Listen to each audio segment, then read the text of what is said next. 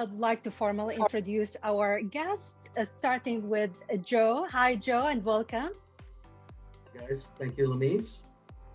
So how about if you give us a quick introduction, tell us about yourself, where you're calling from, and maybe something you're excited about this summer? Oh, okay.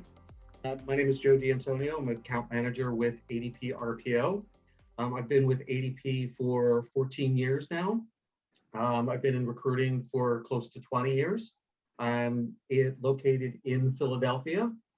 And what I'm looking forward to this summer, two things. One, running on a boardwalk. And number two is going to a concert. I love that. I'm probably up there with you. Absolutely. Sounds terrific. And Matt, hi and welcome. Thank you. So how about if you introduce yourself to our participants as well? Yes, absolutely. Matt Thomas, Manager of Recruitment Operations at ADP RPO, and I'm in Northwest Ohio.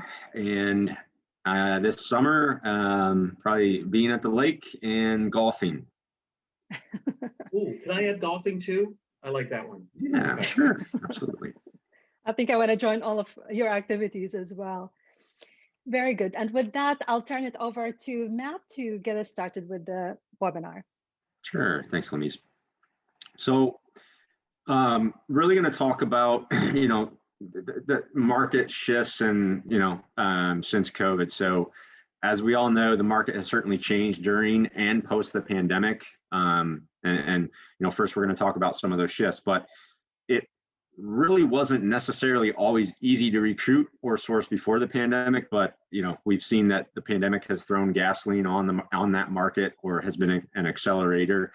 With the pandemic came distancing guidelines, local lockdowns, general uneasiness around the virus, extended unemployment benefits, more demand than supply in some cases, or a lot of cases, and due to that, we've seen heavier need and adoptions for digital methods of recruiting. So I'm a stats nerd, so I'm going to lay some statistics on you. But according to Ernst & Young, 90% of companies are prioritizing an increase in capital that's allotted towards digital transformation initiatives. And JobVite has reported that 84% of recruiters are adapting hiring processes for remote exchanges, and then 58% of those are actually using social media to connect with potential hires. And then we're also seeing that recruiters are turning to video conferencing to screen and interview candidates, and then they're also utilizing AI and chatbot technologies for texting and connecting with candidates. As an example, Aptitude Research Partners reported investment in chatbot technologies has jumped over 500% in the last year alone. That's astronomical. And 80% of the users are happy with that technology. And then according to a Captura survey I took a look at, 94% of HR professionals say using a recruitment software has positively impacted their hiring process. So, what do these market shifts mean for sourcing and attracting candidates?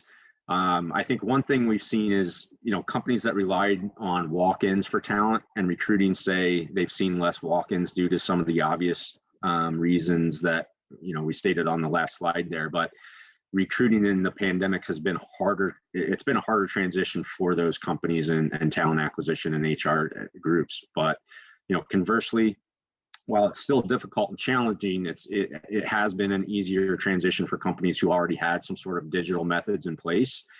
And then we also saw a shift to less in-person interviewing and less in-person career shifts, or career fairs and hiring events. So, I think many people are aware or can speak to that. A lot of companies grounded their talent acquisition staff from attending events or having on-site interviews and those types of things. So, out of necessity, it became imperative that companies and HR departments and recruiters adapt to a heavier digital sourcing and recruitment methodology or methodologies. But companies not adapting will likely fall behind, or they're going to need to think about training their current team, maybe hiring new recruiters with the right background.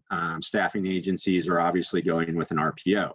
But overall, a company that doesn't have solid processes in place, and or one without strong digital recruitment efforts or digital technologies, it's going to be a target-rich environment right now for recruiting companies and recruitment technology platforms from a sales perspective. On the candidate side, I think that's just as important as all of us. I mean, that's the business we're in, but it's extremely important that the processes and the platforms are mobile friendly, and the application processes need to be fast and efficient. I think those of us that have been in the recruitment industry a long time, we've probably had to have this conversation, or maybe once in a while. But the days of asking a candidate to go to the library or somewhere to utilize a computer or laptop to fill out an online application should be extinct. So we're going to take a look at how our company's handling situations that might typically take place in person or on site. If it would switch, bear with me. So, with all the challenges we're seeing in the recruitment market, it's really imperative that companies meet candidates where they are. So, first and foremost, companies need to think proactively in regard to branding, marketing, and going after the talent. So from a digital sense, a lot of people are online in some capacity these days. For example, 69% of American adults use at least one social media site. And that's according to Pew Research. And according to Glassdoor, actually 79% of candidates use social media in their job search. So, to take that a step further, according to a SHRM study I took a look at, 75% of potential hires are not actively searching for a job, but would be open to fielding, good, solid opportunities. So I think you can see by those statistics, it's extremely important to think digitally to remain competitive in today's market. But that's not enough. Companies need to differentiate themselves in their market. The candidates are savvy in today's market, and they have a lot of tools to do their research. They become a much savvier consumer, so to speak. So I kind of like it to the new HSA model, right? Where, the consumer, the people have become the consumer in healthcare much more than maybe in the past. And it's just like that in the market. I mean, companies need to be relevant. They need to use the relevant tools, processes, branding, and other methodologies in order to win the war on talent, or in some cases, just to remain competitive. So the big one here, though, I think, is speed and efficiency is huge. And it is important to candidates, recruiters, hiring managers, and companies. The war for talent out there, I know we all talk about that, but it's extremely real. And the need for speed is as important as ever to remain sustainable, with all the above hiring needs. So, here's looking into some of the technology. We take a deeper dive into interviews and how interviewing has changed. So some of the trends, obviously, travel and recruiting events have seen the largest decrease in spend from recruitment budgets. Companies are engaging in far less face-to-face interviews. We think this might shape how interviews and events are conducted in the long term, basically freeing up budget that can maybe be invested in other areas of talent acquisition, such as digital transformation. But, I think companies have learned they can use video to replace certain parts of the pre-screening process that might not have, or, the interview process in itself. Maybe we don't have to pay for that plane ticket or, hotel all the time after all. But due to those trends, I think it's important to keep some things in mind to have a successful, online interview process or candidate experience. Obviously, you want to let candidates know up front that they're going to be virtual. You want to make sure to check technology with candidates and be sure they get started. So what I mean is, obviously, be sure they will be able to use the said platform or technology on one of their devices. And then obviously you want to think professionally, treat it like a normal face-to-face interview, dress professionally, be sure you're visible and presentable on camera, all of those things. And then lastly, have a contingency plan for, any technology issues that might arise in the process. And just like higher numbers in video interviewing, we're also seeing higher numbers in virtual career fairs and hiring events. When we talk about the trends, as the other trends we've discussed, hiring events are also moving virtual due to the travel restrictions and everything else that came with the pandemic. There was a SHRM study that said events have actually grown from around 100 pre-pandemic to an astounding 300 to 500 events per week. And 83% of in-person hiring events had been canceled, postponed, or moved to virtual events. That's an alarming number. But I actually saw a good article I was reading a while back from a post on Handshake, and it came from the University of Nebraska, and they really laid it out very well on how a company can be successful at some of these events. And I think it transcends university recruiting. And I think that'll be clear as I go through some of these. But you want to get to your ideal candidates quickly, early, and often. And you want to make sure you perfect your employer brand before reaching out. There's a lot of studies out there that show candidates will research a company before deciding to apply. And yes, I said apply. Notice that's not just before accepting an offer, but before they'll even complete the job application. So, obviously with the pandemic, they need to feel safe in the new environment, but also, it's a really tight market. It's a candidates market. So they really need to know and understand, the rest of the EVP or the employee value proposition.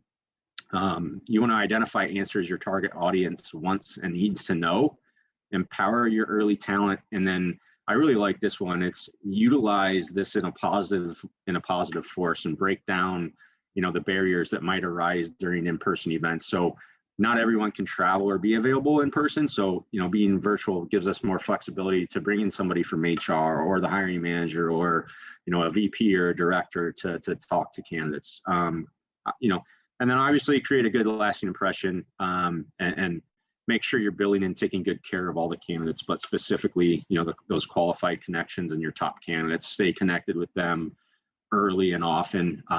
It's highly likely they're communicating with other companies in that type of market and might even have other potential offers. So we'll put together some examples for you. I'm going to send it over to Joe, and he's going to walk you through some of the things we've seen. Excellent, thank you, Matt. So one example that we most recently were working through, actually still going through right now, is that we have a retail company right now that is going through some expansion. They have new store openings. They're actually expanding into a whole new state. It's both skilled and unskilled type of hiring. There's attrition going on in the middle of all this, and also, we're still trying to staff the current openings that we have. And oh yeah, just for fun, there's a pandemic in the middle of everything that's going on that we're trying to do, right? So, all the things that Matt was talking about previously about some of the things that we've needed to do, that we've had to shift to, where instead of having on-site, we relied heavily on an on-site model, interviewing on-site, offers on the spot, those types of things. Is really we had to shift to videos on employee testimonials, day in the life, place of doing tours. So part of the interview process is someone coming in, doing an interview, and then taking a tour of the location. Obviously, with everything that's happening with COVID, we really can't do that now. So we've actually had video testimonials, written testimonials, and we did a video of the actual floor, going through the floor, so someone can really get a virtual idea of as much as possible without being there. And it's really helped. Again, video interviewing, I think, is so key. Whichever provider you choose, you really want to make it, and we've made it easy for the candidate. We provided directions on how to download. It's mobile friendly, and really making sure that the candidate understands how to use the technology. We've done virtual events. We have some partnerships where we've done career fairs, but virtually. Same type of situation. We've done a number of them almost weekly that have really generated the interest, really generated our branding to pivot to the new way of doing business. And we relied on our military hiring that we have been doing, but really going to bases and the local development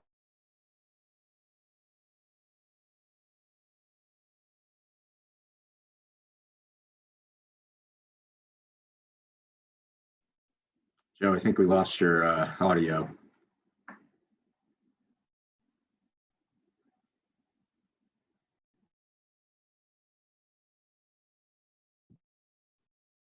Being safety conscious, right? So Tradeify most recently Hey, did hey, Joe. Yes. Yeah, we lost you for a good 30 seconds or so. Okay. Can you hear me now? Yeah. Okay. So you can see, and my apologies for that, but you can actually see some of the things that we've done. But what I was touching on was safety and really changing our branding to be safety conscious. Tradeify had most recently done a survey on job seekers on what is most important to them when looking for a new job, and companies following safety protocols was number one.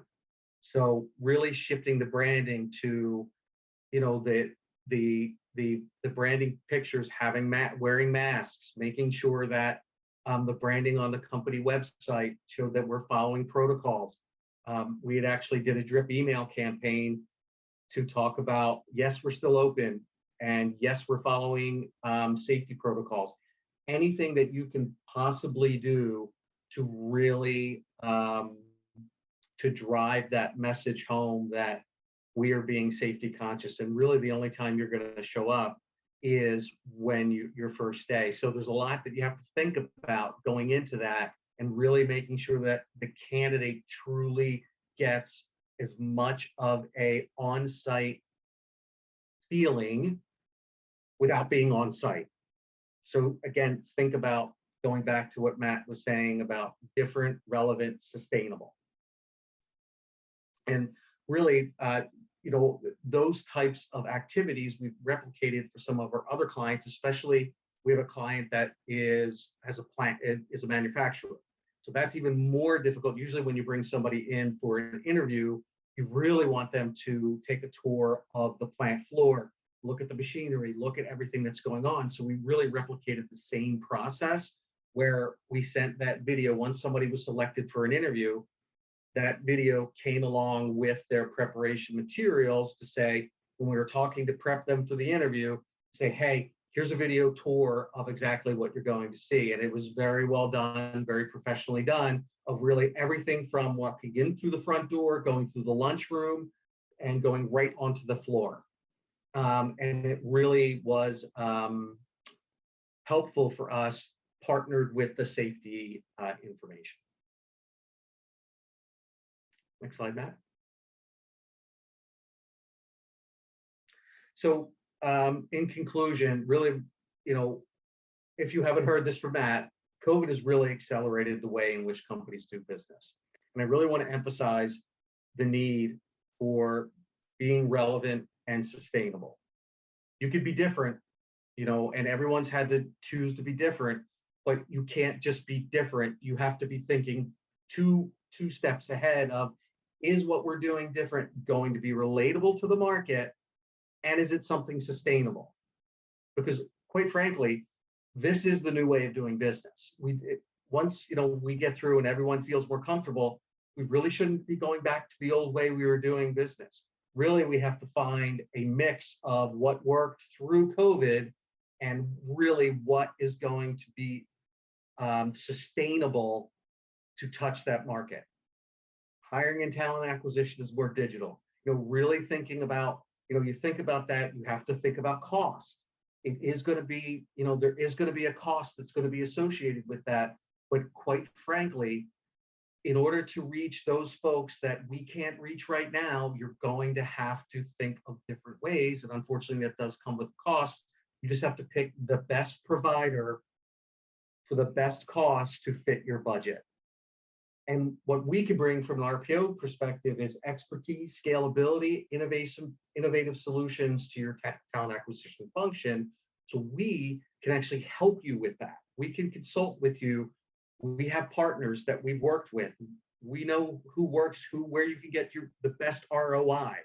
Really partnering with us to find the best solution. And then like I said before, is the virtual methods of talent acquisition are here to stay. Again, and it is here to stay. I mean, this, if anything, again, this has accelerated the need to think in the future, to think, how do we touch people that, you know, are available, but aren't looking for a job, right? Appcast did a most recent survey that said there's 50% more candidates, job seekers right now than pre-pandemic than there are, and there's actually, I believe it's about 35 to 40% less people looking for positions, actually searching on Google looking for positions. So clearly, folks are available but not looking for positions because they have concerns. So, next slide, Matt. And to conclude, we have some additional sources for you. Some articles about virtual recruiting is here to stay, how COVID has become a benchmark for attracting and retaining talent, the lessons from the pandemic on diversity and inclusion and leadership for women at work, and the RPO market report. So I think will be very helpful and a very good read for all. And thank you very much.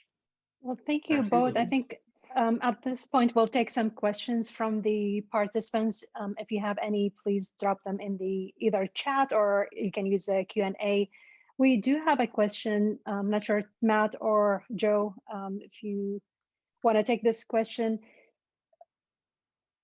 In terms of the resources required for technology and channels to implement a successful digital marketing strategy, what do you say for organizations that have concerns about these resources and are looking for suggestions on the top 2 or 3 things they should be focusing on first that can get them on the right path?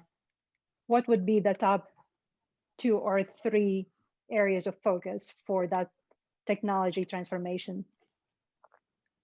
You want to take that, Matt? Or you want me to take that?